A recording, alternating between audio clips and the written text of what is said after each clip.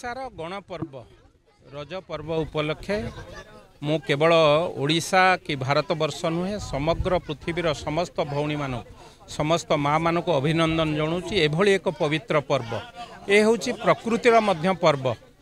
माटी सांगरे मौसुमीर प्रथम स्पर्श प्रथम वर्षा ए रज पर्व जितेबाला धरित्री रजशिला होता है भौणी मानू माँ मानू कौन काम करने सुजोग दि जाए न था। आमे भाई माने बा पुरुष लोक आज 3 दिन काम करिथांतु।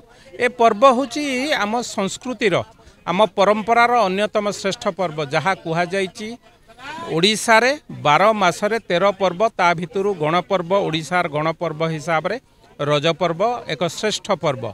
ए पर्व को पालन करने विशेष भाव में आमर संस्कृतिर सर्वश्रेष्ठ नायक प्रभु जगन्नाथ को पाखे आमे आज जेतेबेले प्रदीप प्रज्वलन करी ए यात्रा बा ए पर्व को आनुष्ठानिक भाव उद्घाटन कलु सेतेबेले गर्व लागिला। प्रभुंक पर्व रे आमे निजे सामिल हेलु।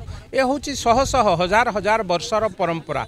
ए परंपरा को उज्जीवित रखिबा पई पात्रपड़ा ए होची गड़ पात्रपड़ा पाइक विद्रोहर अन्यतम साक्षी मुक साक्षी भाव आज रही। किंतु ओडिशार पर्व पर्वाणी की पालन करने ओडिशार गण पर्व को पालन करने पात्रपड़ा गाँ जो नेतृत्व नहीं मु कहि निश्चित भाव एक माइल खुंटी हम।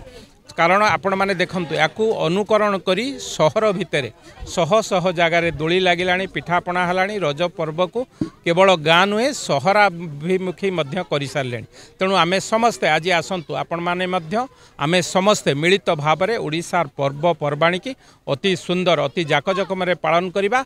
केवल ओडिशा रे सीमित रहिबो नाही भारत वर्ष रे सीमित रहिबो नाही सारा पृथ्वी रे आम संस्कृतिर प्रचार प्रसार हब आम पर्व पर्वाणी प्रचार प्रसार हब। रज पर्व ओडिशा रे एक श्रेष्ठ पर्व ए कथा को सारा पृथ्वी रे जनइबार समय आसीची। यार नेतृत्व आपण माने आमे समस्ते मिली मिसी ओडिशार भाई भौणी माने तार नेतृत्व नबा।